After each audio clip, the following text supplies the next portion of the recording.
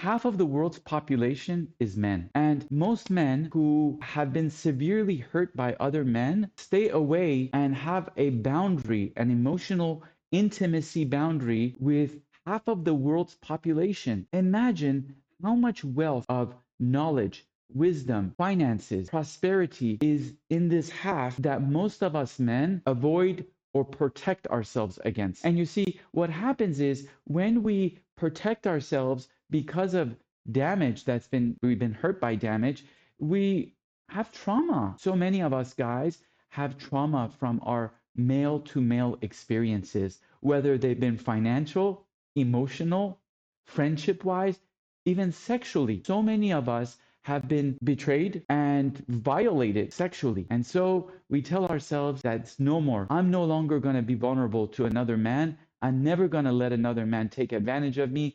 I learned my lesson, so I'm going to be strong. And in there is where half of our wealth is gone. Literally half of the kingdom done. It's out. You see, brothers, trauma is what causes disconnection. And for most of us men, we've been really hurt. And this is why we surround ourselves with women as our best friends. And what I found in my years of trauma work and going into my own challenges and into my own fears is that there are two deep and most common pain that most men carry is the following: betrayal and abandonment. Think about that. How many times in your life have you been betrayed by another man? Most of us been betrayed by our dads.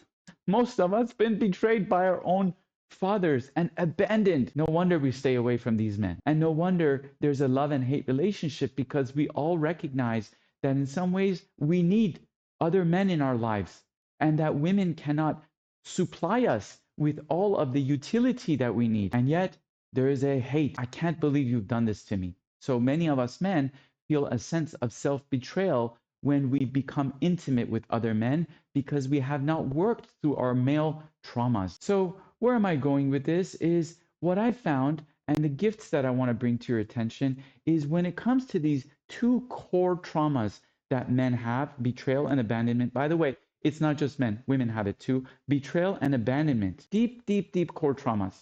And they're not just traumas of our lifetime. These two traumas are actually ancestral. These are the traumas that have happened over and over and over and over again. And so genetically, we stay away from them. Genetically, we have reactions to them in our words, in our tones, in our behaviors. Every part of our body has these two warning signs. You see, brothers, most of us have gone through betrayal and abandonment over and over again through many, many lifetimes. And what I found as the potion that helps heal this are two things. Number one, write this down: forgiveness. Number one, forgiveness. How forgiving are you? And forgiveness starts with you. Many of us don't forgive ourselves. Many of us guys hold such a high bar of performance over ourselves that how dare we forgive another man? How dare I forgive someone if I can't forgive myself? And you know what causes me not to forgive myself? Oftentimes is my father. And for you, oftentimes it's the man who raised you. If your father was a man who had such high values, such high expectations of himself because of his father, of course, you're going to have a high expectation of yourself. If your father was a man who spoke down to you when you didn't behave, if he, worst case scenario, spanked you when you didn't behave in his eyes, how dare you forgive another man? It's what you hold over others that you hold over yourself. And so here in this space, brothers, I'm calling forth the energy of forgiveness, and it starts by you making the choice, because honest to God, it's just a choice. It's not a behavior change. Forgiveness is a choice. I forgive myself. No matter how big I fuck up, I forgive myself. In fact, I don't just forgive myself, brothers, I celebrate myself. I celebrate myself so hard that forgiveness is a thing of the past. What forgiveness? Forgiveness is easy. I give it to myself, to you, to all of them. Excuse my language, but who the fuck am I to forgive or not forgive you? It's me, it's you. And when you forgive yourself as a choice, as a permanent choice, that no matter what I do, I forgive myself. Now, I say that, and some people say, well, does that mean you're willing to allow yourself to do bad things to other people just because you forgive yourself so easily? There's a shadow side. There's a side of fear and doubt where you say this to someone, forgive yourself, and they say, are you telling me I have full permission to screw everyone over and forgive myself? Listen, if you do that, I still don't judge you. I still forgive you.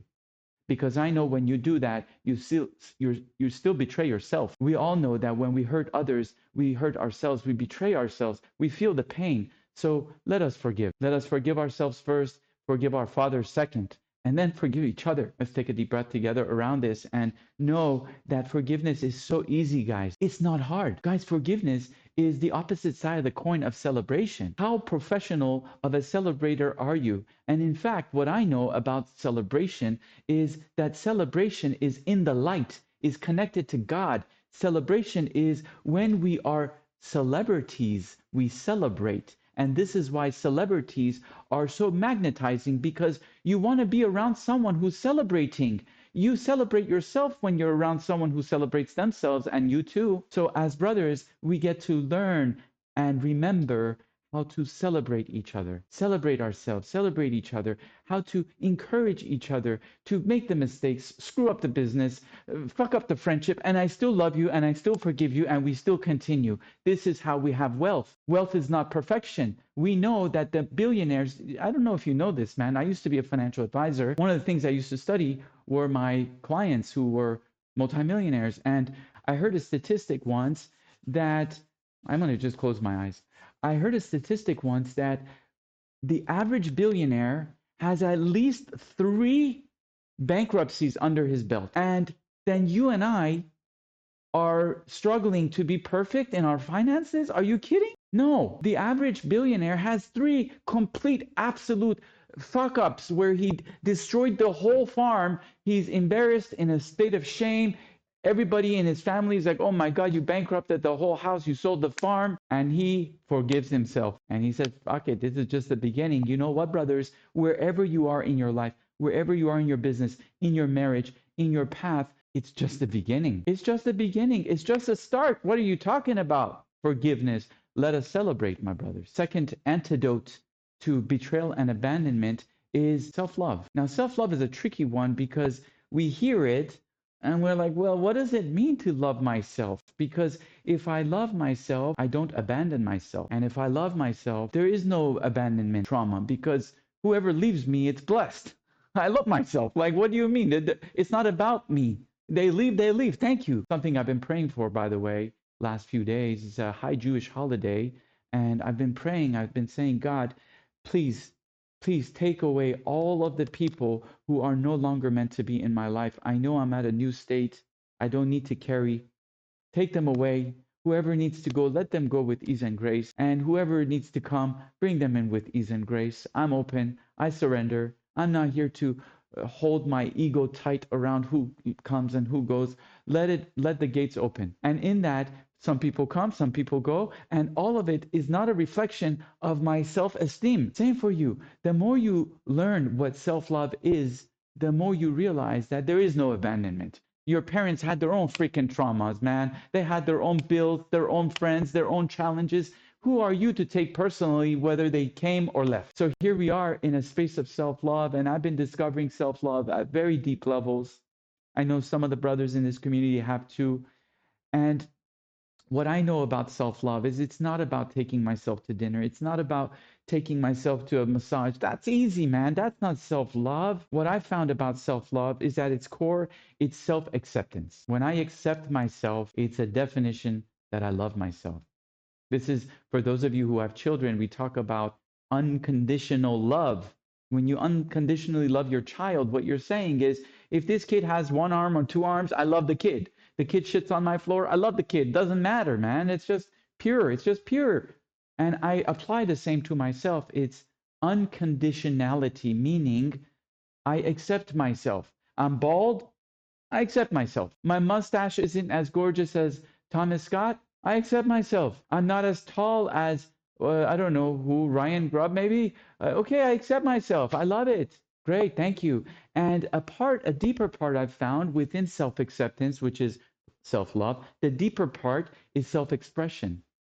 You see, when you accept yourself, then you get to express yourself. When you retain your expression is when you're like, oh my God, is this okay? Is this okay for me to express myself? And let me tell you something. I was studying last night the Kabbalistic principle of sin. And the guy said, sin is when you have your soul has an expression and you withhold it. Wow. So God, universe, whatever you want to call it, gave you some assets. And when those assets are not engaged with, it's a sin. You're holding back. And many of us hold back on our assets because we judge ourselves. We don't accept ourselves at the assets that we have. Sometimes the assets we were given are so profound. You're with me on this. Sometimes the assets you've been given are so profound that you ask yourself, how can I accept this? This is ridiculous. And so self-love is the modicum of currency when it comes to your connection with God. Self-love is saying to God that I am a reflection of you. You created me. I hold you accountable. That if these assets were not meant to be mine, you wouldn't even give them to me. So as you've given them to me, I celebrate them. I accept myself. I express myself. This is my devotion to God. If you're with me on this, type in the chat. I'm with you on this. We're going deep today. I'm feeling grateful. I'm feeling so much love, so much joy being in this room with you guys. And I'm so grateful. I'm so honored. Thank you guys. I love you too. Thank you. Thank you. So let's talk a little bit about God, because what's a Saturday if God is not involved? So emanations of God. Every one of us are divine, pure, crystal clear emanations of God. You know what? I don't care what you've done, how many people you've hurt, you've abandoned, you betrayed, you ripped off, you destroyed, how many people you've hurt. There's still a part inside of you that is pure. And in that purity exists the light of possibility. Now, many of us have gone astray. We have forgotten the light. We've been raised in poverty households where pain and suffering were the prize that were given to us. Who had the more pain and suffering? You win. Who had more jail time? Who had more bankruptcies? You win. Okay, you're the great guy. We've been raised in that. That's the darkness. We let that go. In the light, there's a space within all of us that is so abundant, so powerful, so pure that no matter what you've done in the past, it is unaffected, not affected. In fact, God, universe, all of us friends of yours are so patient that no matter what you do, I forgive you. I forgive you. You are forgiven. And the only one holding this against you is you. And many of us go through a space of shame. Shame is self-punishment. Those of you who went through the Guardian training program, you just graduated, I salute you. You are now familiar with the 11 emotions. Why is there 11? I thought the universe was balanced. Why can't there be 5 positive, 5 negative? Why is there 11? You know why 11? The 11th one is shame. Shame is the only emotion that is optional. In fact, shame is the only emotion where men use to punish the shit out of themselves because they've sometimes done something that's out of integrity with themselves. So we use the shame to punish the shit out of ourselves. We beat ourselves to death so that we can say that we are humble. Shame is the only emotion that you could literally take off like a shirt and say, I don't want to shame myself. I don't want to shame myself. And we say that God gives us, the word for it is self, what's the word when you have autonomy and the freedom of choice? Choice. You have the choice, bro. You can beat yourself for as long as you want. And we honor that. I'll sit with you, let you beat yourself. And if that supports you and your family and God, great. But I challenge you. I challenge you because I know that self-punishment is not godly. I challenge you because I know that self-punishment is not generosity. I challenge you because I know self-punishment is not celebration. And in wealth, we celebrate.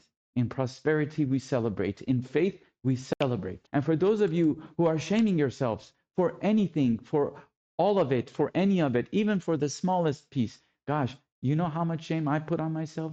Man, I was a shame champion, like Olympic champion of shame. I wanted to see how much shame can I sit in, and still be alive. And I realized that most of us are Olympic level champions in the field of shame and suffering, and yet that's a poverty competition. Because in the field of wealth, pain and suffering are not things that we want to celebrate. What we celebrate in the field of wealth is ease and grace. This is why you hear Elon Musk.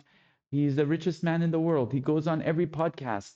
This man has been beaten, abused, neglected, abandoned. You name it, he's been through it. He's been through more lawsuits than me and Michael Dash combined. Holy smokes, that's a lot of lawsuits. And yet when he goes on his podcast and someone says, Elon, how did you do this? How did you make your wealth? What's your advice? While most poverty people would sit there and be like, oh my God, give me a tequila shot. Let me tell you how much pain, how much suffering, how much lawsuits, how much neglect, how much abandonment. My mom beat me. My dad abused me. Oh my God, it's been so hard. That's what most poverty people do when they're asked of their success, because poverty people find their significance in pain and suffering. We don't, because we're not poverty anymore. I'm happy to announce that at Men of Means, we are of wealth and prosperity.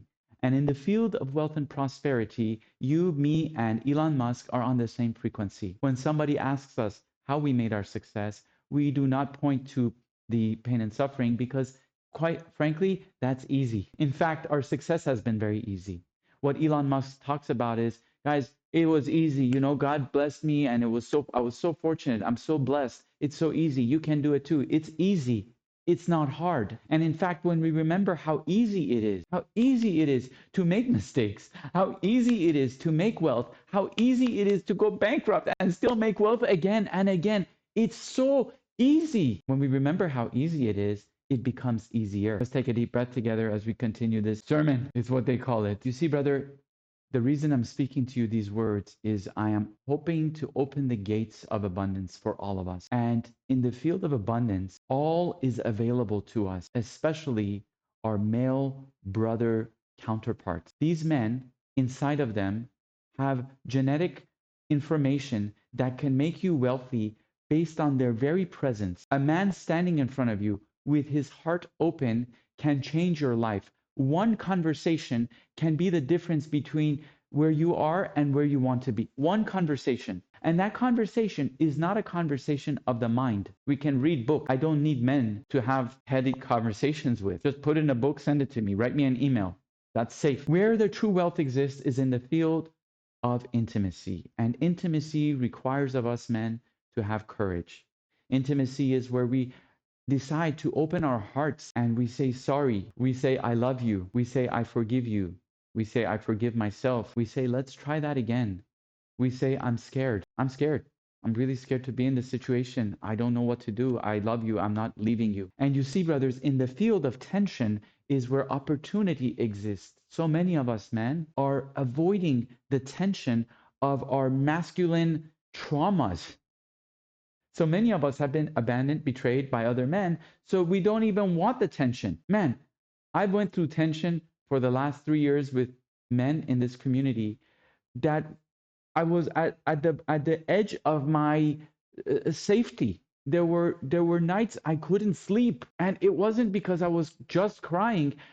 My entire body was having traumatic reactions because another man in this community held loving tension with me, and everything in my life, in my body, in my history, all the voices of every mentor I had, my parents kept saying, leave, eject, run away, sue this man, avoid the man, don't talk to him, he's dangerous. And against all of it, I said, no, I choose love, I choose connection, I choose devotion. I need to heal these things. I want to be wealthy. And through it all, my wealth has increased. My relationships have increased. There are men in my life, those very men who I went through tension with, who I held my heart open to, who I had courage to call forth, who I had courage to say, I'm sorry. I'm going to try it again. I forgive myself. Let's do it again. Every time you say, I'm sorry, let's do it again. I forgive you. I forgive myself. Every time you do that, you're healing. You're healing. And every time you heal, your wealth elevates. The male friendships you have are worth millions of dollars. Cultivate them. Purify them of all judgment. Open them. You be the leader. Many of us talk about leadership. And what is this elusive word? Leadership. What do you mean? If I just say I'm a leader, am I a leader? No, there's so many facets to leadership. One great facet to leadership is you go first. You go first. You go first. You say sorry first. You open the door first. You open your heart first. You hold the tension first. You call first. You say, I learned first. Let me give first. Let me be generous first. This is leadership. Because if you're waiting for the other man to go first, okay, he's the leader, he leads. So in this field of brotherhood, as we learn, as we remember how easy it is to be in the presence of other men who have for many years, generations, we have been told these men are dangerous. Be careful, get an attorney. For many years, we've been told, don't let him in your house. Don't let him. Okay, let's erase that. Let's start over. Let's make our own choices. Let's not carry the genetic pollution of our fathers. Let us clear the energetics of this by celebration. And what I found to be really helpful, brothers, I speak of it all the time, it's prayer. And prayer is not you begging Jesus, Moses, Buddha, Allah, oh, please help me. No, it's you sitting in front of a candle, turning it on, opening your heart, and demanding of the field of possibility to be held accountable to your highest light. Many times we say this, we don't even know what it looks like, and that's okay. This is where we surrender as men to knowing that there are greater ways than we have been told. There are greater ways than we've discovered. This is why rich people hang out with rich people. This is why we are becoming more wealthy as a tribe, as we start to ask for our needs and hold the tension with God. Hold the tension with the field of possibility, not knowing how it will happen, but knowing that it's possible for us to have male friends who are business partners, who are lovers, heart-centered lovers, men who are here to allow us to cry, fall on our knees, and allow us the time to reawaken into our power. Men who are here to be our greatest cheerleaders of our purpose. Men who are here to remind us that we can fuck up over and over and over, and it's just the beginning, and it's just the start of our friendship. So wherever you are, whoever male has hurt you, I have a man who just recently hurt me, and he's a man that's not in our community. He's ejected from the community.